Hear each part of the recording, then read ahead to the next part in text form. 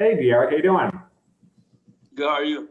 Doing well. I want to make sure you can hear me. Okay, so you gave Miami fans a Christmas present a day later. Still counts a little bit as Christmas. So can you talk a little bit about what went into the decision, when you really knew for sure? Just sort of break it down for everybody. Yeah, I mean, I think it was a tough decision for me. But playing here at the U it's unbelievable. Being a starting quarterback here, it means something. It's always been a dream of mine to play in NFL, but that's going to be there. If I do what I want to do next year and have a pretty good season and the team does well, I think it was a good opportunity. Just having Coach Diaz, Coach Lashley here, playing in the same system for 2 years in a row. I've never done that in my college career. I always had different coaches the next year, different OCs. So I think just playing the same system, being familiar with what we do and how we want to do things here, I just couldn't pass it up. I don't think it's any other university better to play football than University of Miami. Derek, we're going to go to Tim Reynolds from the Associated Press. Tim, go ahead. Hey, Derek. Congratulations on making the decision. Thank you. I know there's a bowl game Tuesday. I know that's always the focus. The next game is always the focus for the football team. Yeah. But when you look at what you guys could have coming back and the recruiting class that, was signed a few days ago, how good do you think this team can be next year? Yeah, I think the sky's the limit. I think we can be really, really good next year. It's just a lot of things we have to improve on, a lot of little things we have to get better at, a lot of big things we got to get better at.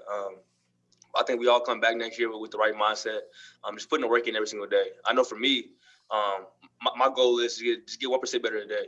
If they're eating right, going to sleep at night, training good, running well, doing extra film, all the things everybody has to do in a team to continue to take the next step forward. I think this program is going in the right direction.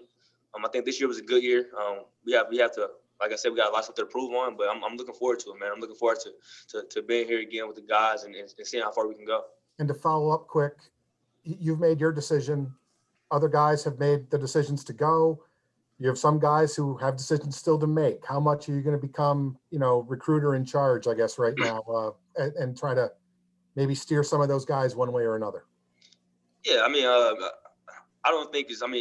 Obviously, I want guys to stay, but I think everybody's in different positions in their careers, and I think whatever's best for those guys. I'm not one of those guys that's going to, try to get somebody back and it's better for them to go to the league or try to, I want those guys to do what's best for them. I feel like I did what's best for me. At the end of the day, everybody got to make their own decisions, them and their family. So I'll support 100% either way. I support Quincy, JP, whoever else is going to leave or come back. I support it 100%. I'm all for the guys. Thanks, Derek. Derek, we're going to go to Manny Navarro at The Athletic. Manny, go ahead. Hey, Merry Christmas, Derek. Merry Christmas. Curious how much you had conversations with Mike and Brevin before you made your decision, about what you guys might do collectively as a group. You play catch with those guys all the time in practice. I'm sure you develop friendships. How much was your decision maybe based off of what they were thinking, and was it at all a group decision in any way?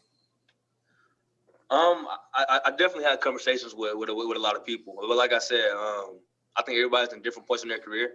I know some guys is probably, they have a really good chance of making the NFL this next year.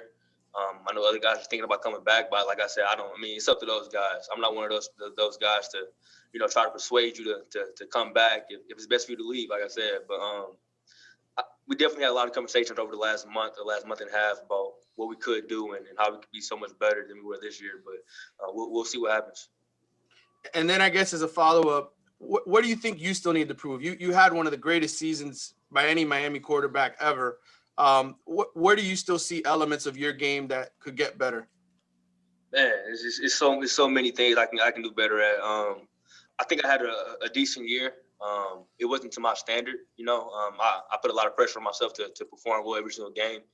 And I got a lot of stuff to work on. That's part of the reason I want to come back and just have a real off season, spend more time with Coach Lashley and receivers and Coach Likens and Coach Fields and everybody like that, just so I can improve. I think I definitely could get better. Obviously accuracy. That's every quarterback can get better at that. Deep balls, a lot of things, man. I just want to just do it every day and see how good I can be next year. Derek, we have Chris Stock from Inside the U. Chris, go ahead. Yeah, Derek, I'm curious about maybe this year. You touched on the season you've had, but just the year you've had. What can you sum up what this has been like for you? personally, and then also, you touched on some things that you want to work on. The connection with the receivers, that they're obviously looking to have guys back a lot, sign more guys. Maybe your goals for your connection with the receivers even more in the next year. Yeah, I think this year was, it was a roller coaster. I started off in at the portal. Me and my family decided to come to Miami, super, super high. 3.5 weeks later, my dad passed away, so I was super, super low. Started spring practice, kind of got back in the flow of things with football. Then COVID hit, so everybody was super low. We had to go home for 3 months. Didn't know what was going to happen. Didn't know we was going to have a season. Got back here in the summer, working out small groups, just doing the best we can, try to stay in shape, try to get connection. Because at that time, I was still trying to connect with my teammates and be the leader that I thought I could be coming in the program. And then we had a season. I think it was a good season. It was a good start, a good stepping stone to what we want to do next year. But it's been a lot of ups and downs. But at the end of the day, I'm grateful. I'm grateful for the situation that I'm in. I'm grateful to be here. I learned this year in 2020, you can't take anything for granted. I talked to my dad the day before he passed away, and it was just like a regular conversation.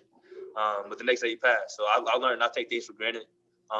Just be where my feet are and try to do every single day, man. It's so much negativity out here in the world that I want to be one of those guys that's always positive and bringing other people along and just doing the right stuff. Derek, we've got a few more for you. We're going to go to David Furones of the Sun Sentinel. David, go ahead. Hey, Derek, want to know what you learned about Miami in your 1 year that you've been here that made it a place that you wanted to keep going and extend your college career another season? Yeah, first and foremost, Miami's a great city. It's pretty much hot year round, good weather. You have a great fan base, a big time program. It's everything you can ask for, And me being here for this year, it really showed me how the fans are and how the city loves Miami Hurricanes. We're doing good. Everybody's super, super happy. We're doing bad. It comes with it. You got to win games here.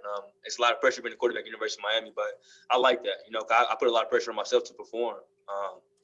It's just a great place overall, man. Coach Diaz and Coach Dad, they do a great job of making people feel like home. My first time being away from home in my whole life, and I felt just fine. I felt connected with the team, the guys, and it's just a great overall place. It's no better place to spend another year of your life. It's never a bad thing to be in Miami. Also, thank you, by the way, for getting me into your video there. Yeah, appreciate that. Appreciate it. Derek, we got Michael Cunio from CBS4. Mike, go ahead. Hey, Derek.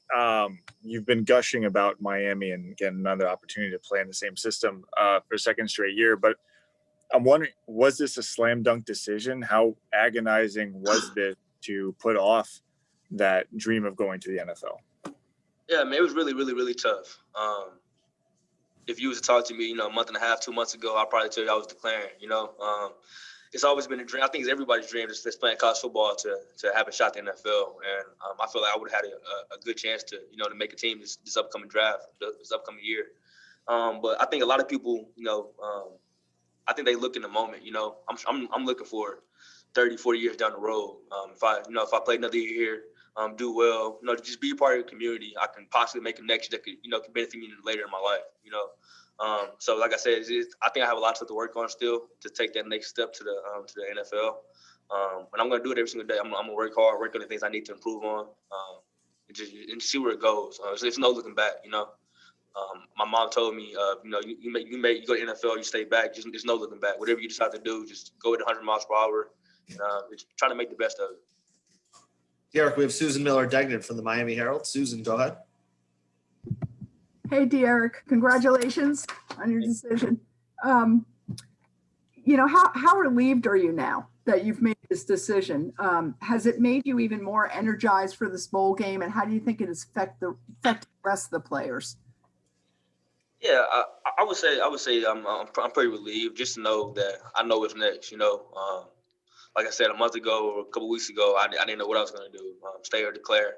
But yeah, I think it's a good feeling just to know what's next, just to have some familiarity, like what you're going to do within the bowl game. And I think it's a big relief for a lot of the guys on the team. So we just focus on the bowl game and just focus on getting better next year.